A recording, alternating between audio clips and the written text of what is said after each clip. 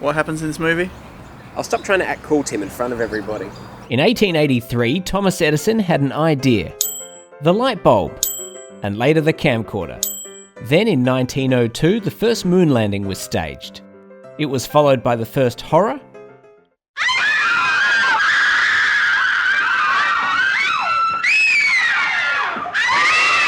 then the first comedy.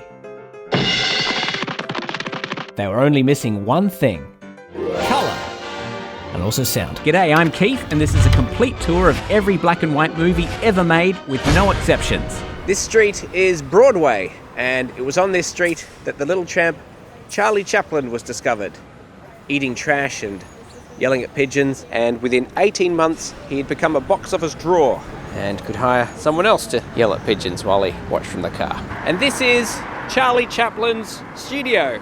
As you can see, the Muppets have invaded and pushed Chaplin out, who then died. I wanted a studio in a hurry. In the States, they do things in a hurry. Such incredible detail in the lattice work. You can really see the attempts they made to sort of recreate. Now you see my arrival, that's me. I look much younger there. I never knew his feet were that shallow. Yeah. And with Chaplin's success, Hollywood suddenly opened up to all sorts of middle-aged men. Does this ring any bells?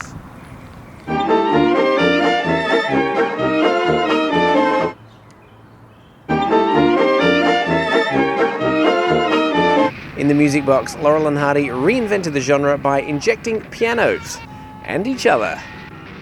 This is my son Tim, who's a bit of a comic genius himself.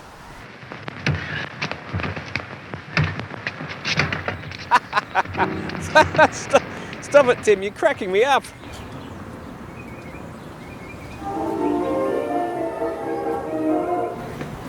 There are like 3 other stairs like this in this neighborhood. They're pretty cool. Oh yeah? Thanks, mate. You know, these steps have become a bit of a pilgrimage for comedy aficionados and just people who live at the top.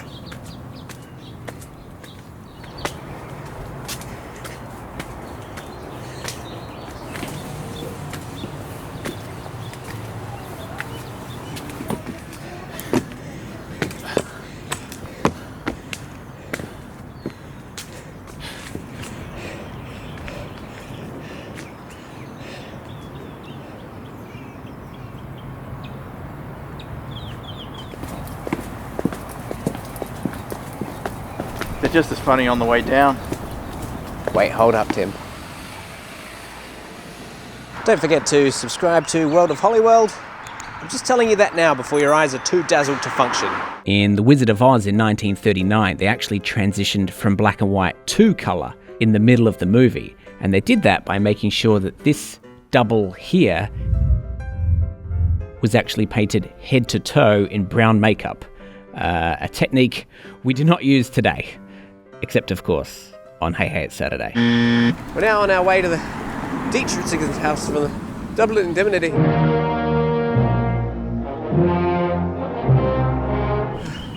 One of the most miserable protagonists of all time. On the way back, I remembered this auto renewal near Los Feliz Boulevard. It was one of those California Spanish houses everyone was nuts about 10 or 15 years ago. This one must have cost somebody about $30,000. That is, if he ever finished paying for it. The living room was still stuffy from last night's cigars. You think you're such a hot potato as a claims manager? You never fooled me with your song and dance. It had begun to rain outside, and I watched it get dark and didn't even turn on the light. Hold tight to that cheap cigar of yours, Keys. I didn't feel like eating dinner when I left, and I didn't feel like a show. We're getting to the good stuff now, Tim. Are we? The grief of his wife's death became greater and greater agony. Fun fact, Tim, this house was actually owned by Tor Johnson and not by Bela Lugosi. The old man left that home, never to return again. And now we're following another boiled egg detective with Deadly Kiss Me. Bunker Hill used to be filled with densely populated Art Deco apartment buildings, which over the years have been tastefully and lovingly flattened to make corporate high-rises with occupancy rates of up to 30%.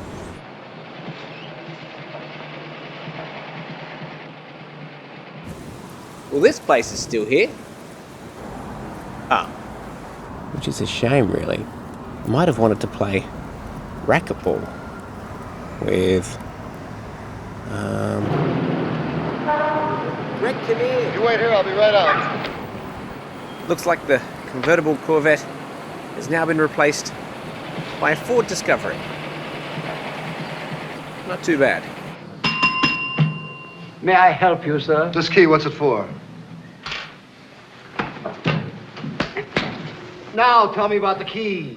But his clever tactics lead him to a beach house here in Malibu.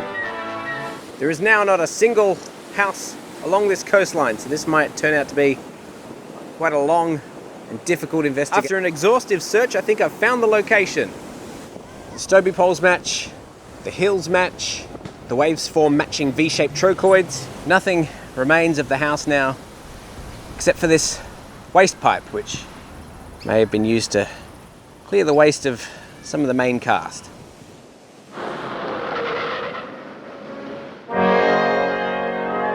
That main overhead shot must have been done from somewhere up there. That's somewhere I won't be going. I've ascended the staircase. Apologies to everyone underneath. Do you consent to being in my video?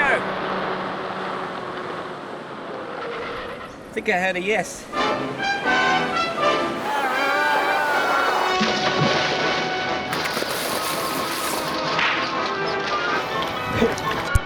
And finally, I'm here at Venice Beach for A Touch of Evil, starring a peak Orson Welles.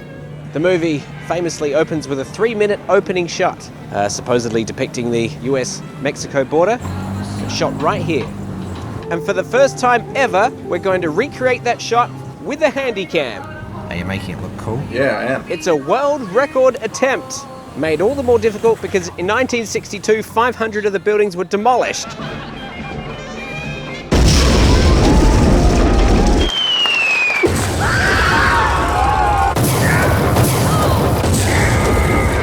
Make way for this glamorous new waterfront featuring a new Coliseum and shoe parking.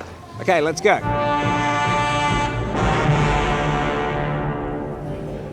Okay, we start on a bomb. It's got a big egg timer on it. A man sets it to exactly 3 minutes. Whoop, whip pan. Suppose you could poach an egg to this shot. Okay, excuse me. Now, this tarpaulin is new. Tarpaulin wasn't invented until the slip and slide. The car park here, of course, does remain. Whoop, back it up. Something that science has yet to improve on.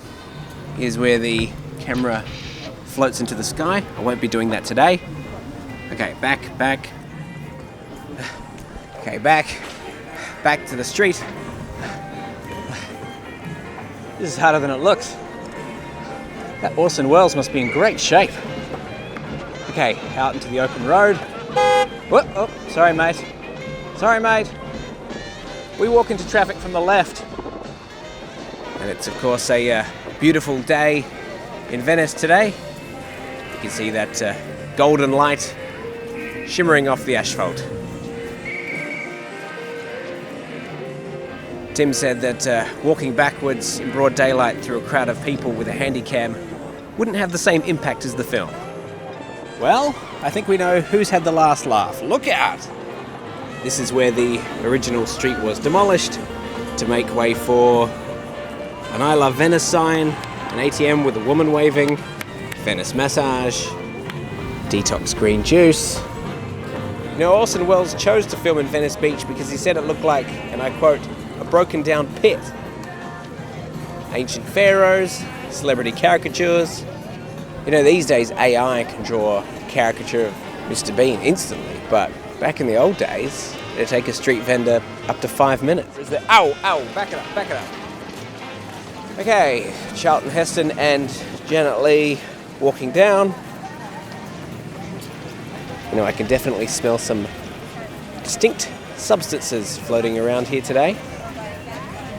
Tim tells me that current thing is to Funko Pop. And if I'm not mistaken, there's a few people Funko Popping here today. I am, yes. Where were you born? Oh, yes. Philadelphia. A few Sloaniacs here today. You know, I was actually here just the other day for my seminal Terminator episode. So have a look at that. Amongst other things, I bought a hot dog and we saw a bike getting stolen. So just two of the many activities you can do here. Also stay tuned for my upcoming Xanadu episode, which is also scheduled to be seminal. If you are going to visit Venice Beach, make sure you bring a wide-brimmed hat, even a mesh to protect from the mosquitoes. Ideally, they would sell an I Love Venice beekeeper's helmet. Pulls are in for a kiss, and excuse me, would you two like to kiss? Give her a kiss.